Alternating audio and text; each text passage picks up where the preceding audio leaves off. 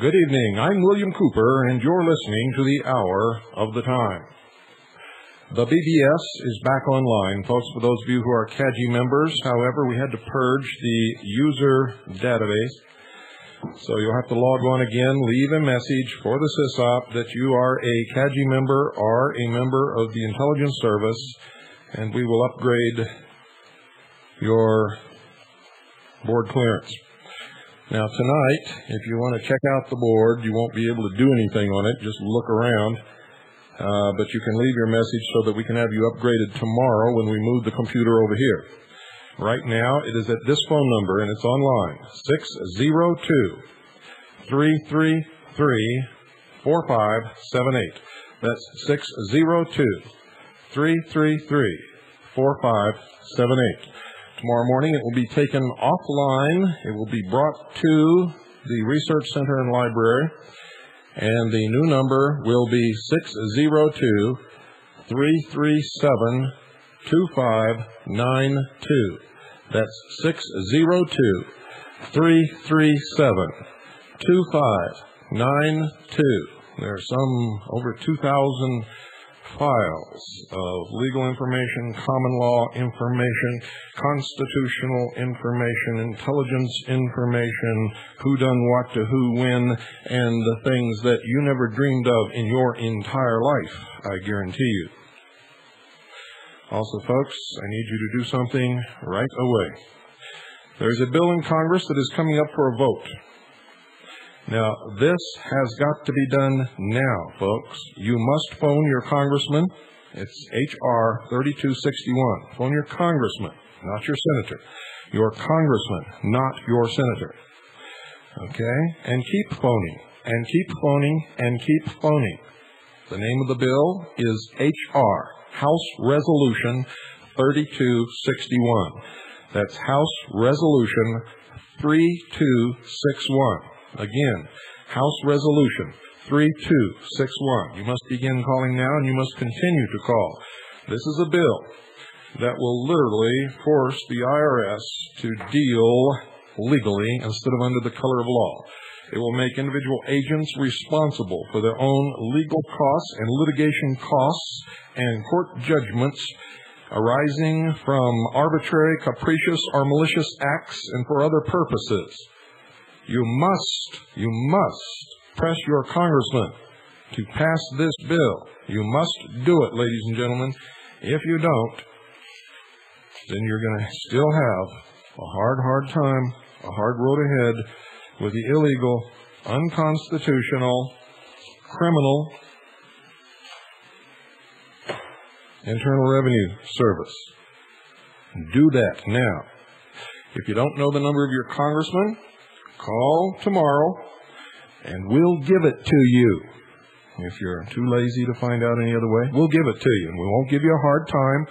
Call us tomorrow at 602-337-2562. That's 602-337-2562. We'll give you the number of your state congressman, your state representative.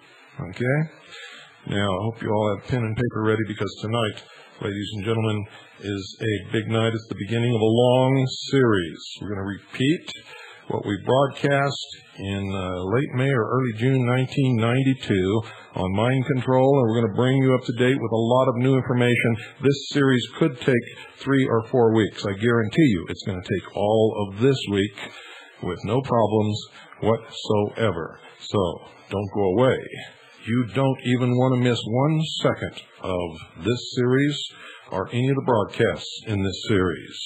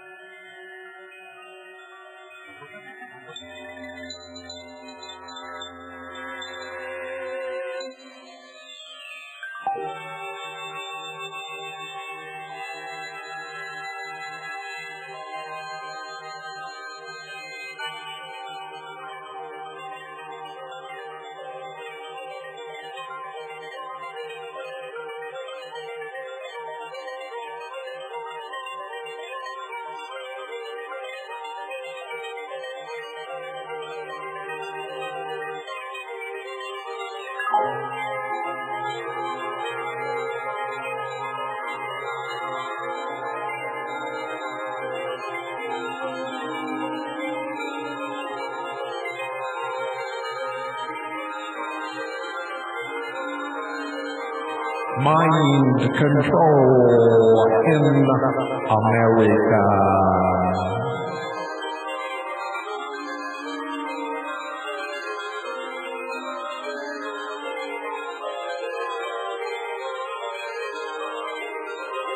People,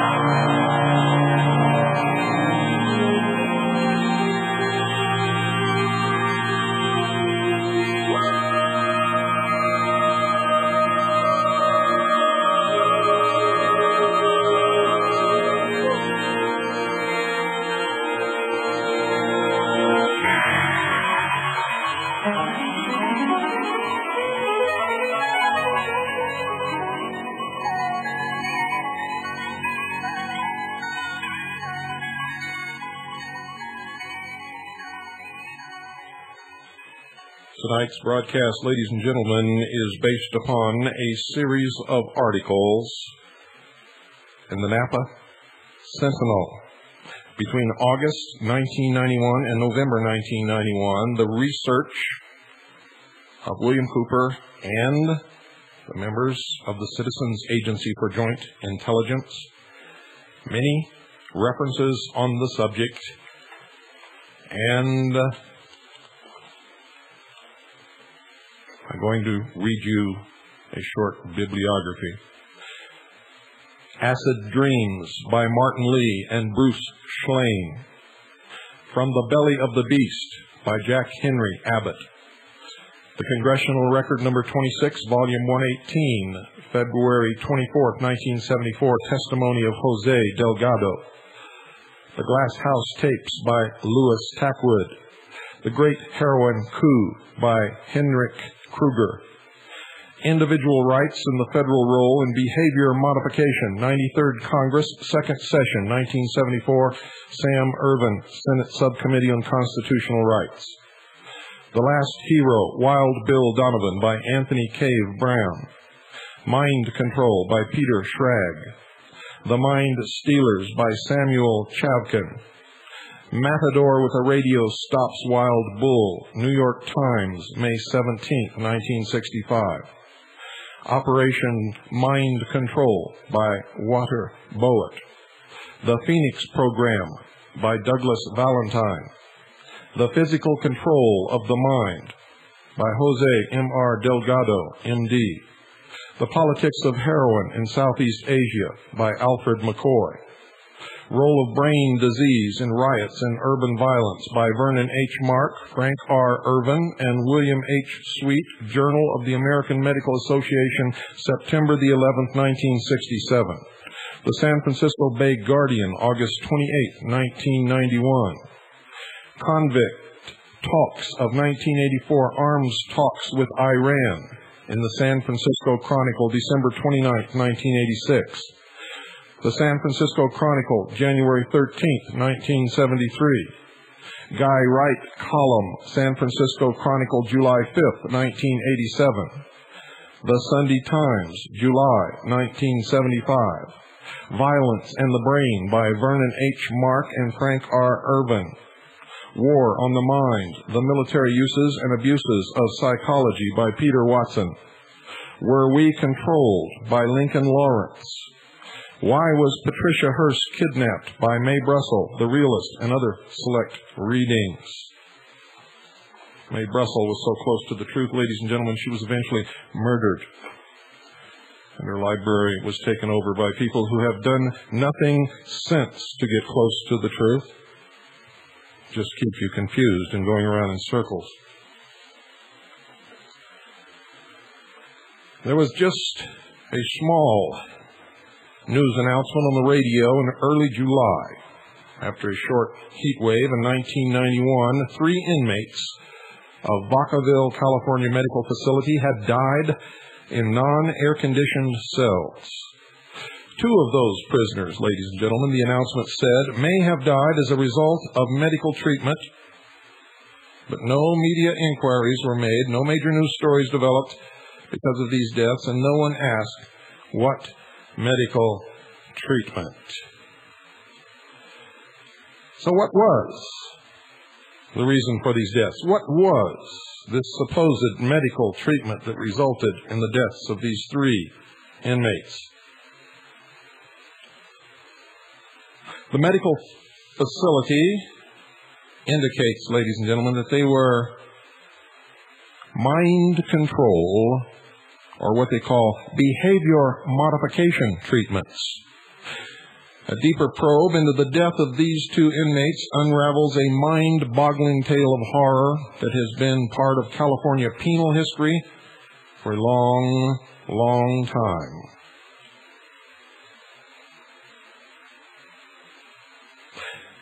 And it is, of course, one that caused national outcries less than 2 decades ago. Most of you will not remember. But mind control experiments have been a part of California for decades, ladies and gentlemen, and they permeate the mental institutions and prisons. Another very famous location of mind control experiments by the Central Intelligence Agency and others is the nation of Canada. But it's not just in the penal society that mind control measures have been used. You see, minority children were subjected to experimentation at abandoned Nike missile sites. Veterans who fought for American freedom were also subjected to the programs. Without their knowledge, of course. Many veterans who go to the VA for help find themselves subjects of bizarre experiments that sometimes leaves them deranged and helpless for the rest of their life. Funding and experimentations of mind control have been a part of the United States Health, Education, and Welfare Department, the Department of Veterans Affairs, the Central Intelligence Agency through the Phoenix Program, which Bobo Gritz claims to have been a part of, the Stanford Research Institute, the Agency for International Development, the Department of Defense, the Department of Labor, the National Institute of Mental Health, the Law Enforcement Assistance Administration, and the National Science Foundation.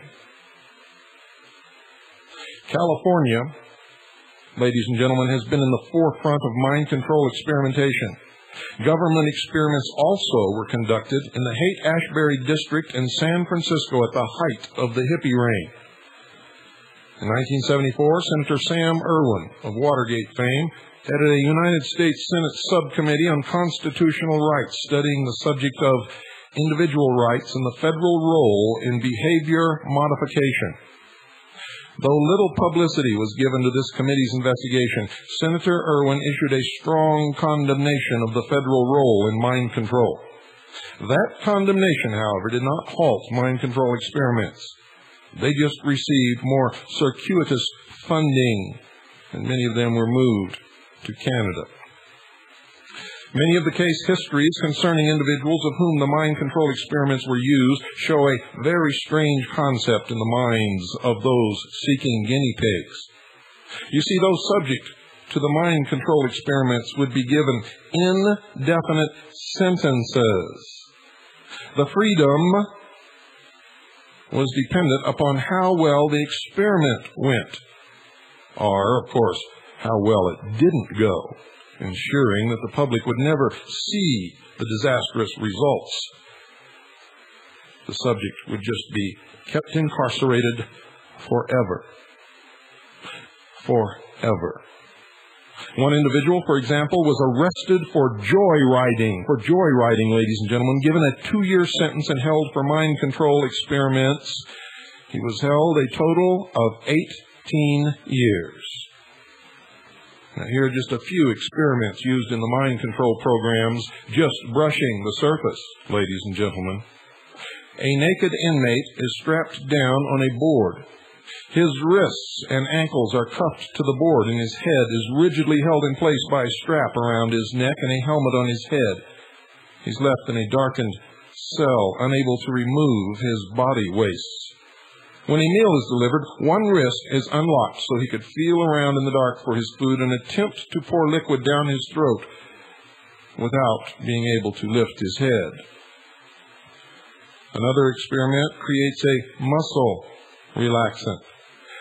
Within 30 to 40 seconds, paralysis begins to invade the small muscles of the fingers, toes, and eyes, and then the intercostal muscles and diaphragm. The heart slows down to about 60 beats per minute. This condition, together with respiratory arrests, sets in for as long as 2 to 5 minutes before the drug begins to wear off. The individual remains fully conscious and is gasping for breath. It is, and I quote, likened to dying. It is almost like drowning, unquote, the experiment states. Another drug induces vomiting and was administered to prisoners who didn't get up on time or were caught swearing or lying, or even not greeting their guards formally. The treatment brings about uncontrolled vomiting that lasts from 15 minutes to an hour, accompanied by a temporary cardiovascular effect involving changes in the blood pressure. Now, you can see where this is going, ladies and gentlemen. It leads ultimately to total control of the individual. The Department of Health, Education, and Welfare in the United States Army have admitted mind control experiments, and many deaths have occurred, all on record. And many which are not on record. Records cannot be found. They've been destroyed or hidden or locked away or veiled by the all-encompassing curtain called national security, which in most instances turns out to be security of the criminals from the public citizens of the nation. Another experiment deals with creating body rigidness, aching, restlessness, blurred vision, severe muscular pain, trembling, and fogged cognition. In tracing the steps of government mind control experiments, ladies and gentlemen, the trail leads to legal and illegal usage for covert intelligence operations, and experiments on innocent people who were unaware that they were even being used as subjects in these draconian practices.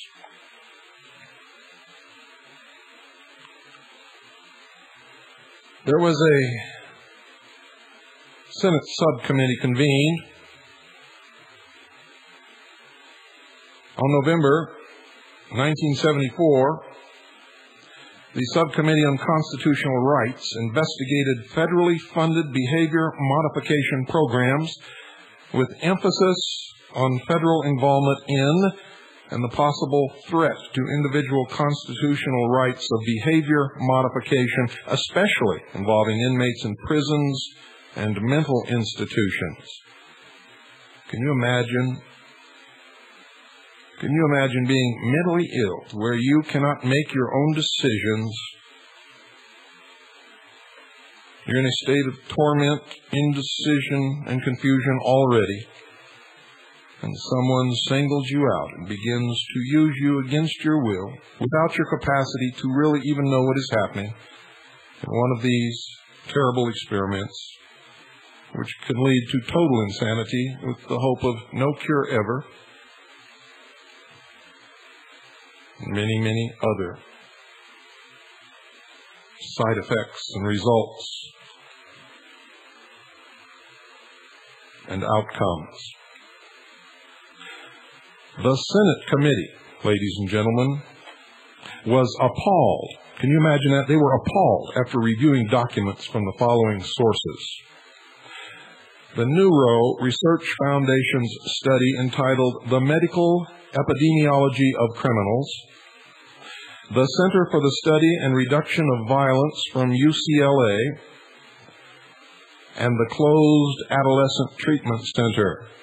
Where are your children right now?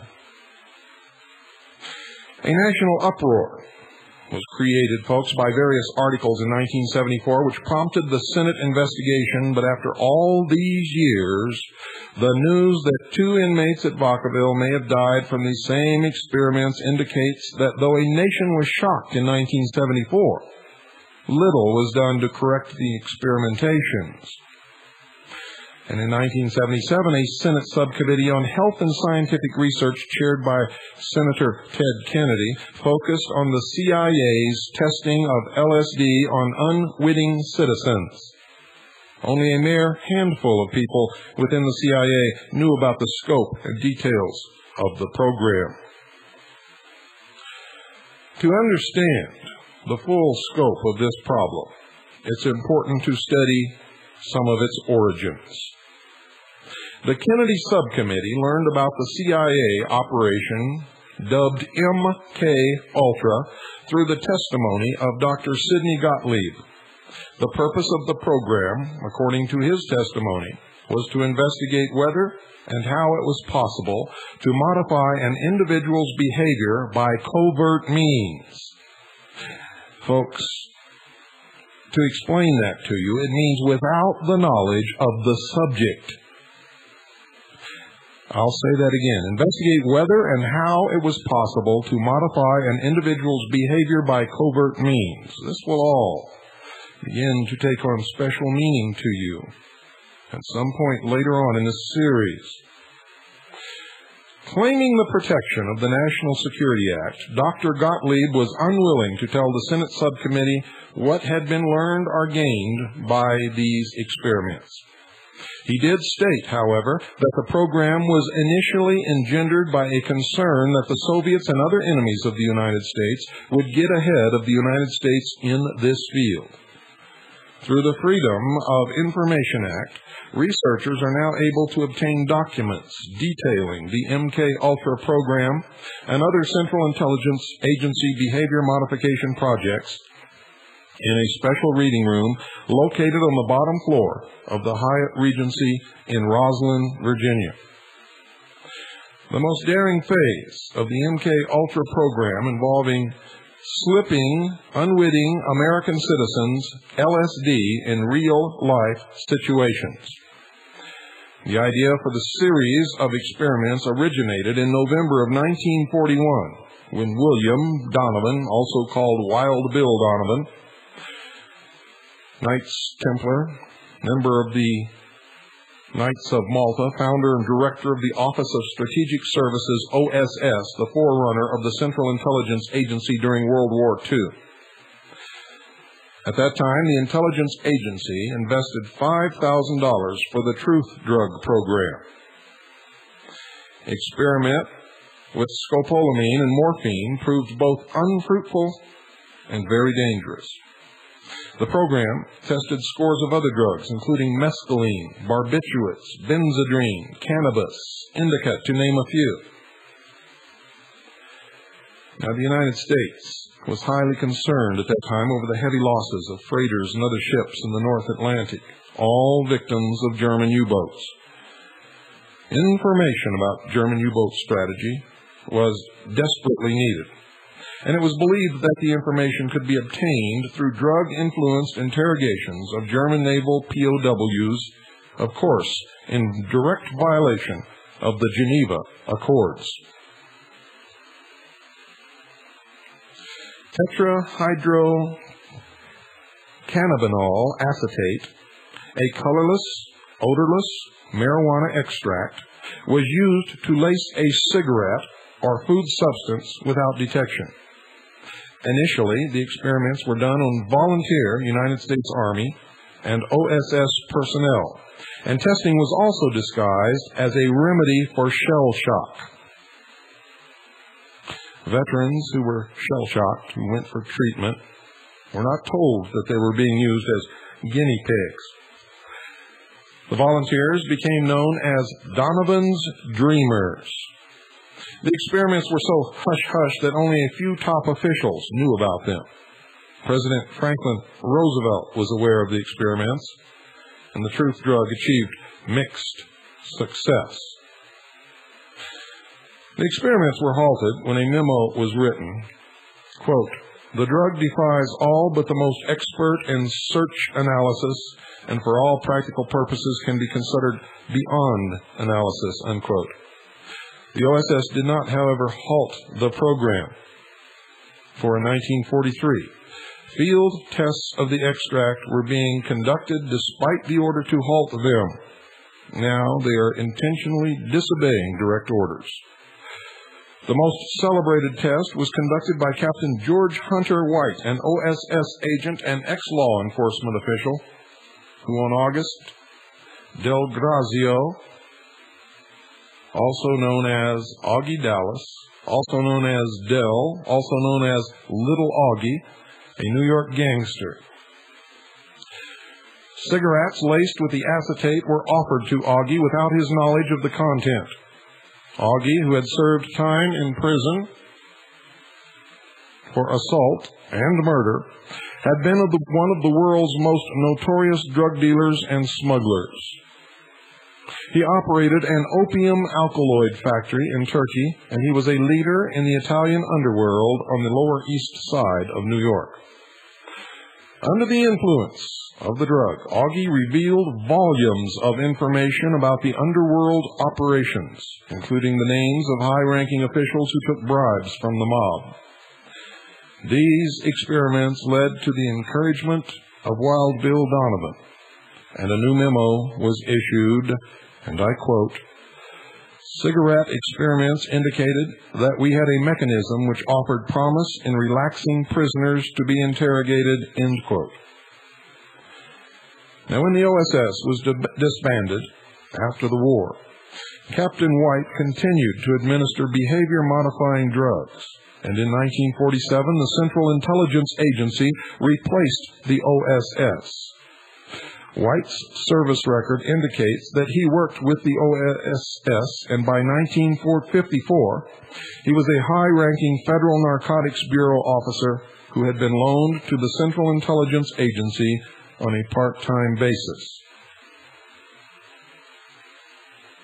White rented an apartment in Greenwich Village, equipped with one-way mirrors, surveillance gadgets, and disguised himself as a seaman.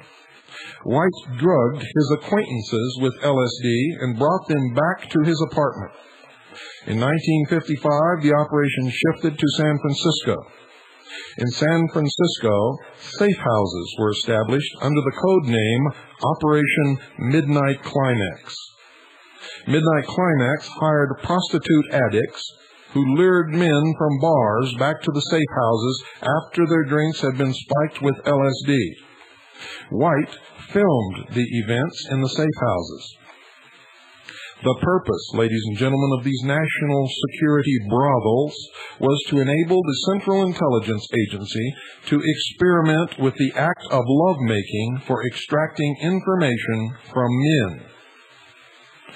The safe house experiments continued until 1963, until Central Intelligence Agency Inspector General John Ehrman criticized Richard Helms, the director of the Central Intelligence Agency and father of the MK-Ultra project.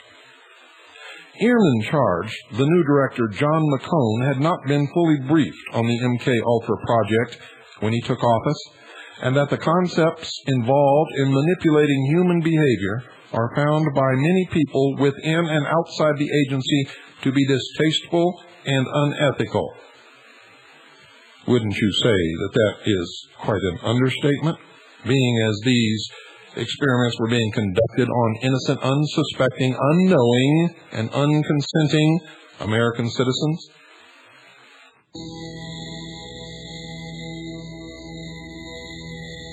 Walks and stations of life. He went on to state that the rights and interests of U.S. citizens are placed in jeopardy.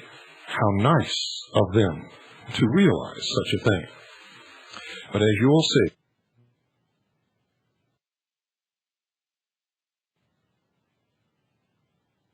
foreign. Ehrman's criticisms were rebuffed by Helms, who warned positive operation capacity to use drugs is diminishing owing to a lack of realistic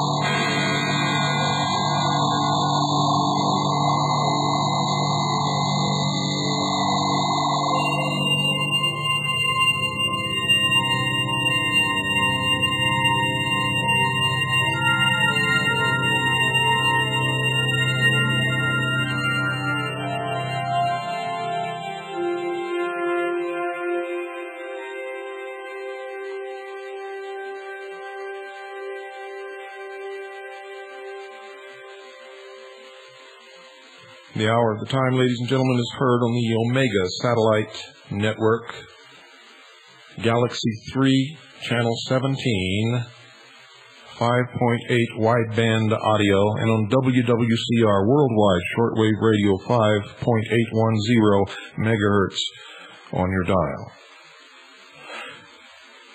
The hour of the time is brought to you by Swiss America Trading. They specialize in hard assets, non-reportable, non-confiscatable assets that you can use to protect what you have worked so hard during your life together for the future financial stability of your family. If you've been listening to the hour of the time for very long, you know what is coming in our near future, ladies and gentlemen, and you must prepare for it. Look around now at the faces of your loved ones. If you cannot honestly tell them at this point, at this time, at this very moment, that you have taken positive steps to protect their financial future, then you must call our sponsors and anyone else that you may find who may be able to offer a solution to your problem. Now, if you appreciate the information and the value that you receive from this broadcast, we hope that you will deal with our sponsor, Swiss America Trading. They're the only people that we know of in this particular field that I can back with my personal reputation and will treat you fairly and will make sure that you know everything about your transaction and will deliver what they say they will deliver. Call them now at 1-800-289-2646. That's 1-800-289-2646.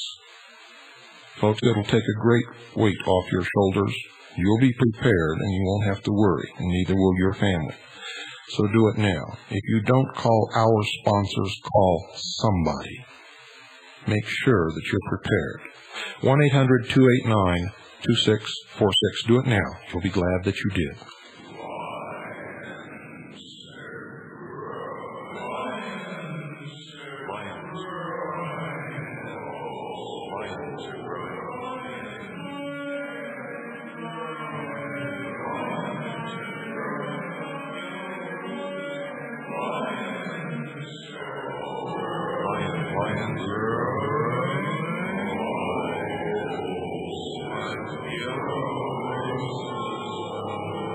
Lions are growing like yellow roses on the wind.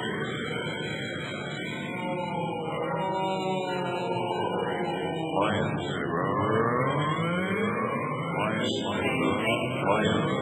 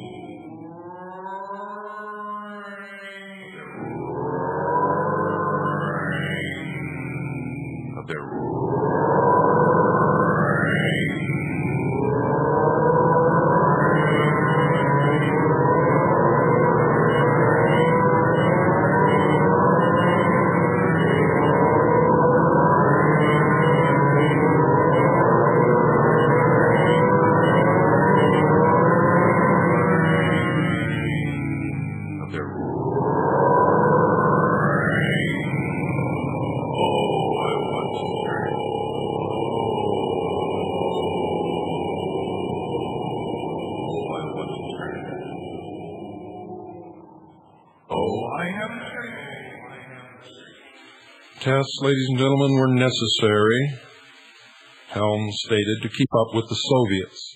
But in 1964, ladies and gentlemen, Helms had testified before the Warren Commission investigating the assassination of President John Kennedy that, and I quote, Soviet research has consistently lagged 5 years behind Western research. Was he lying? Upon leaving government service in 1966, Captain White wrote a startling letter to his superior. In the letter to Dr. Gottlieb, Captain White reminisced about his work in the safe houses with LSD. His comments were frightening. I quote from that letter. I was a very minor missionary, actually a heretic, but I toiled wholeheartedly in the vineyards because it was fun, end quote. White wrote, and I quote again, where else could a red-blooded American boy lie, kill, cheat, steal, rape, and pillage with the sanction and blessing of the All-Highest, end quote. Though the CIA continued to maintain drug experiments in the streets of America, ladies and gentlemen, after the program was officially canceled, the United States reaped tremendous value from it, according to their own testimony. With George Hunter White's connection to underworld figure Little Augie, connections were made with mafia kingpin Lucky Luciano, who was in Dannemora prison. Luciano wanted freedom. The mafia wanted drugs. And the United States wanted Sicily. The date was 1943. Augie was the go-between between Luciano and the United States War Department. Lucky Luciano was transferred to a less harsh prison and began to be visited by representatives of the Office of Naval Intelligence and from underworld figures such as Meyer Lansky. A strange, very strange alliance was formed between the United States intelligence agencies and the Mafia, who controlled the West Side docks in New York. And it continues to this very day. Luciano regained active leadership in organized crime in America with the help of those sworn to protect and defend the Constitution against all enemies, foreign and domestic. The United States intelligence community utilized Luciano's underworld connections in Italy. In July of 1943, Allied forces launched their invasion of Sicily, the beginning push into occupied Europe. General George Patton's 7th Army advanced through hundreds of miles of territory that was fraught with difficulty, booby-trapped roads, snipers, confusing mountain topography, all within close range of 60,000 hostile Italian troops. And all this was accomplished in 4 days. A military miracle, even for General George S. Patton. Senate Estes Kefauver's Senate Subcommittee on Organized Crime asked in 1951 how all this was possible. The answer, ladies and gentlemen, was that the Mafia had helped to protect roads from Italian snipers, served as guides through treacherous mountain terrain, and provided needed intelligence to Patton's army. The part of Sicily which Patton's forces traversed had at one time been completely controlled by the Sicilian Mafia. Under Benito Mussolini smashed it through the force of police repression. Just prior to the invasion, it was hardly even able to continue shaking down farmers and shepherds for protection money. But the invasion changed all this, and the United States of America put the Mafia back into power. And the Mafia went on to play a very prominent and well-documented role in the American military occupation of Italy. The expedients of war opened the doors to American drug traffic and Mafia domination. The partnership between the American intelligence agencies and the underworld has never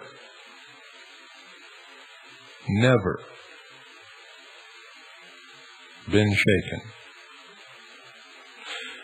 This, you see, was the beginning of the Mafia-United States Intelligence Alliance, an alliance that lasts to this very day and helped to support the covert operations of the Central Intelligence Agency, such as the Iran-Contra operations.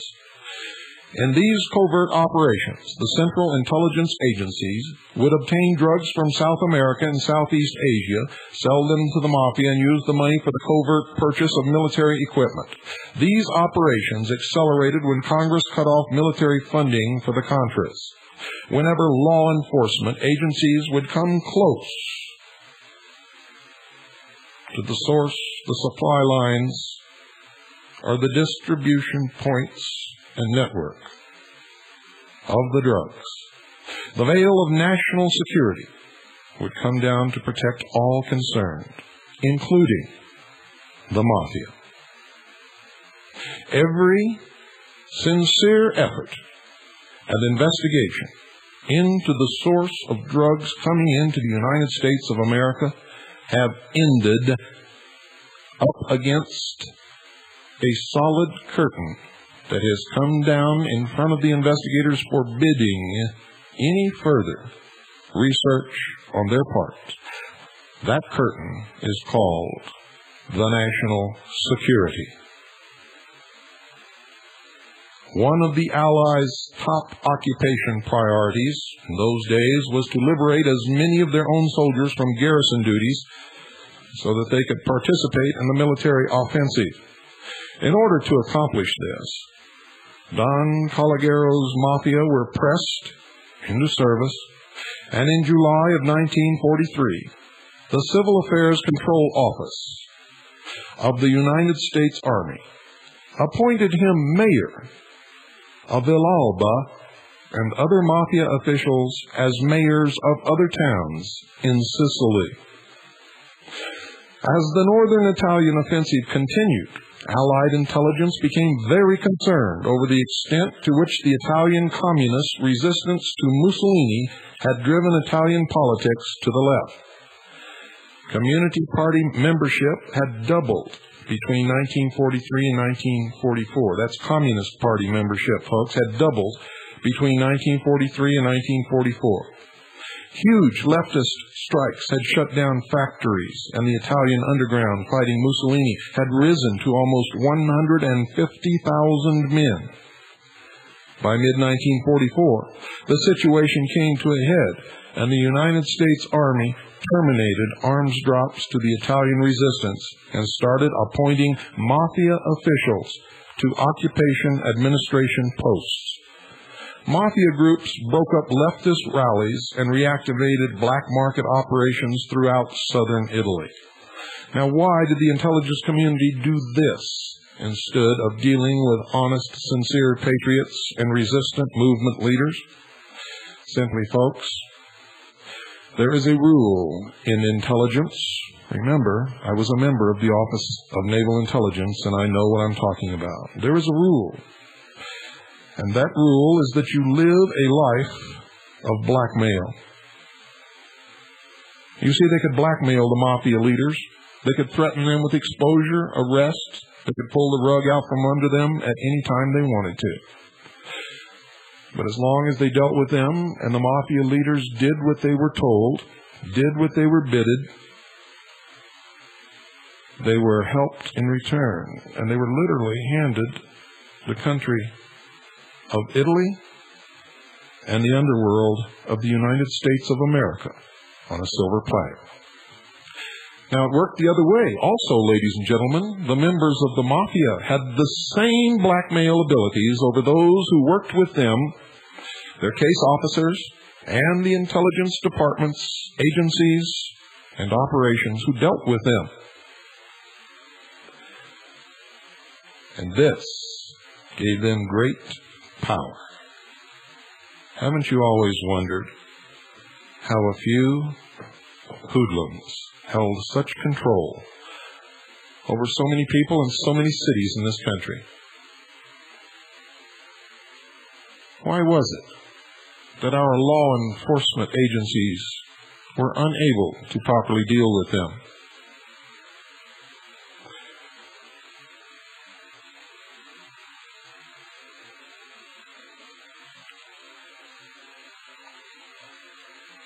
I think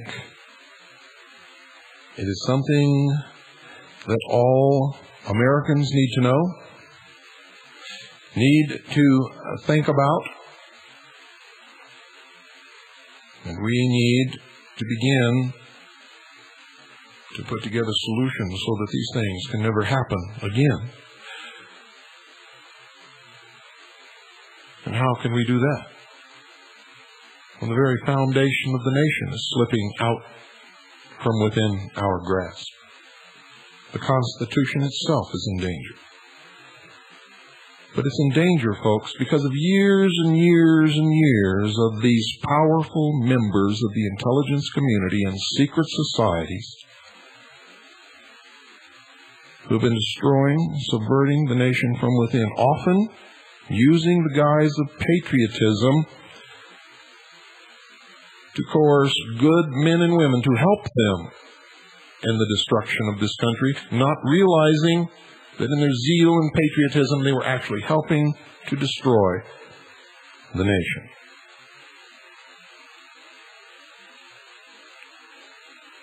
Now, in 1946, Lucky Luciano was released from prison and deported to Italy, where he rebuilt the heroin trade.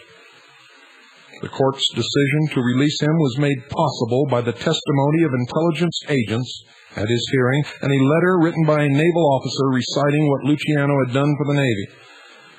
Luciano was supposed to have served from 30 to 50 years in prison. Over 100 mafia members were similarly deported within a couple of years. Today, the same alliance goes on between the mafia and the intelligence community, and now law enforcement agencies are included in this strange marriage. The liaison between them is the Anti-Defamation League of B'nai B'rith. Has nothing to do with Jews or Judaism, and it has all been documented, and we will get to that, ladies and gentlemen. Luciano set up a syndicate which transported morphine base from the Middle East to Europe, refined it into heroin, and then shipped it into the United States via Cuba. During the 1950s, Marseille in southern France became a major city for the heroin labs, and the Corsican syndicate began to actively cooperate with the mafia in the heroin trade. And those, as you all know, became popularly known as the French Connection. In 1948, our Captain White visited Luciano and his narcotics associate, Nick Gentile, in Europe.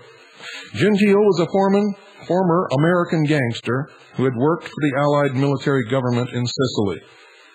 By this time, the Central Intelligence Agency was already subsidizing Corsican and Italian gangsters to oust communist unions from the port of Marseille. American strategic planners saw Italy and southern France as extremely important for their naval bases as a counterbalance to the growing naval forces of the Soviet Union. CIO AFL organizer Irving Brown testified that by the time the Central Intelligence Agency subsidies were terminated in 1953, the United States support was no longer needed because the profits from the heroin traffic was sufficient to sustain operations. Every member of every agency, of every intelligence organization in this country knows every single bit of this, ladies and gentlemen. Yet Lieutenant Colonel James Bobo Gritz claims he didn't know anything about no drug smuggling into this country until he heard it from a third world drug lord named Kunsa. And he is a liar. Lieutenant Colonel James Bobo Gritz was a highly placed intelligence officer of the United States Army and was in fact the commander of Operation Watchtower in Central America. The duties of Operation Watchtower, ladies and gentlemen, was to provide the navigational towers which the drug traffic and arms planes used to fly from their clandestine bases in Central and South America into military and Central Intelligence Agency bases in the United States with their cargo. The other duties of Operation Watchtower was to protect and provide for the security of those arms and drug flights.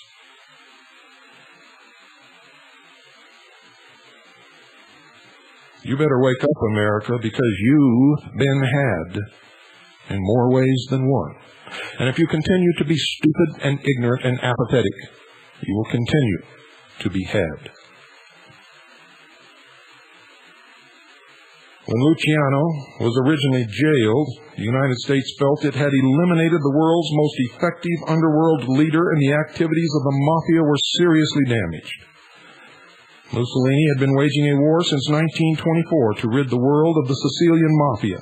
Thousands of mafia members were convicted of crimes and forced to leave the cities and hide out in the mountains.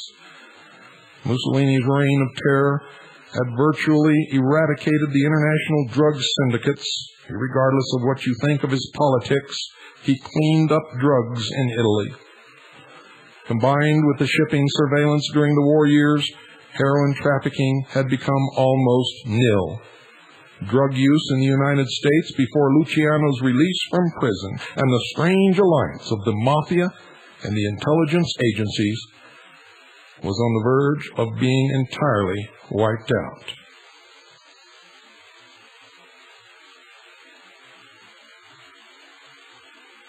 Ladies and gentlemen, don't miss tomorrow night, or any night for that matter in this series. If you do, I guarantee you will be sorry. For you are going to have your eyes opened like you have never had them opened before. And I'm going to reach out and slap you upside the head with a 2x4 as hard as I can. You will form your militia units. You will prepare. And when the time comes, you will fight for your freedoms. Good night. And God bless you all.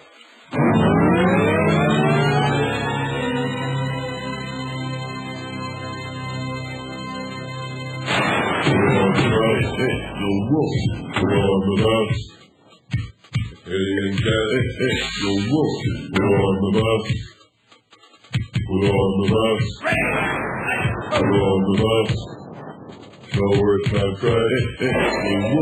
Put on the mask. You're napping.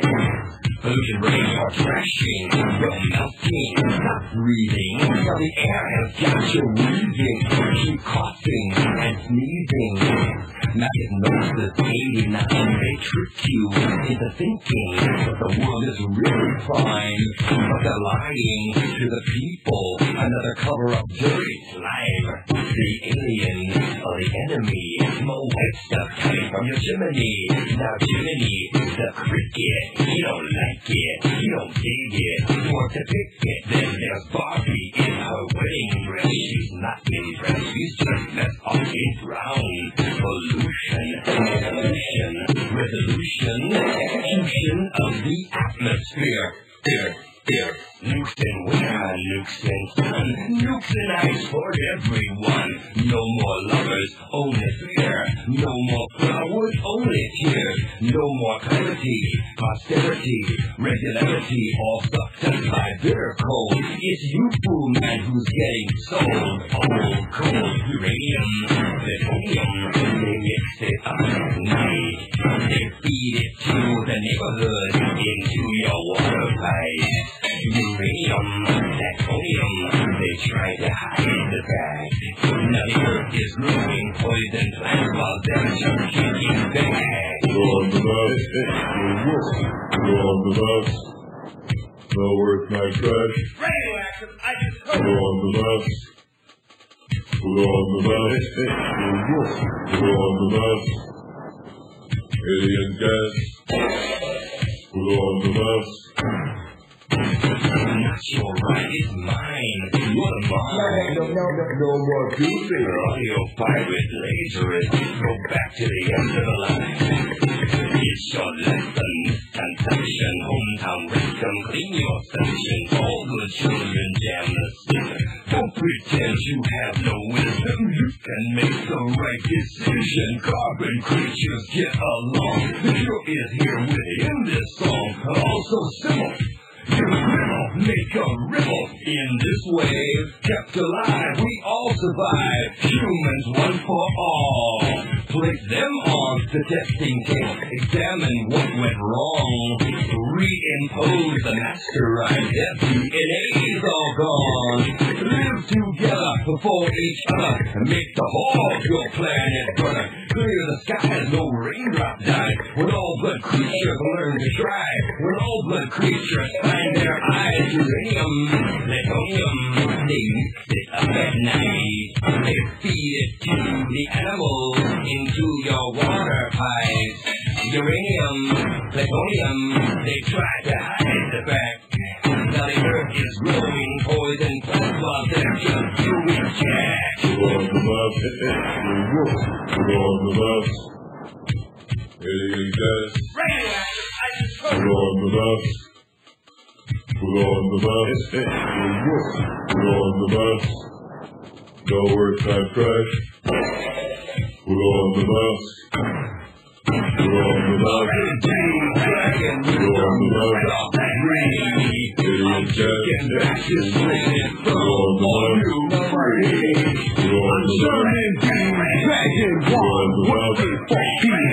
Now we're gonna make this planet a better place.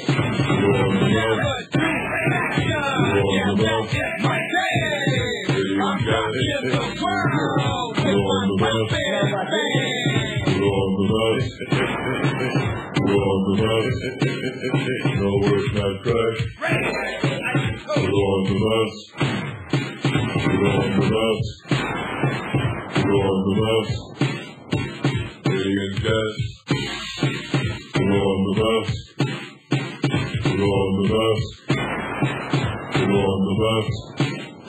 No work, not trash. Put on the mask. Put on the mask.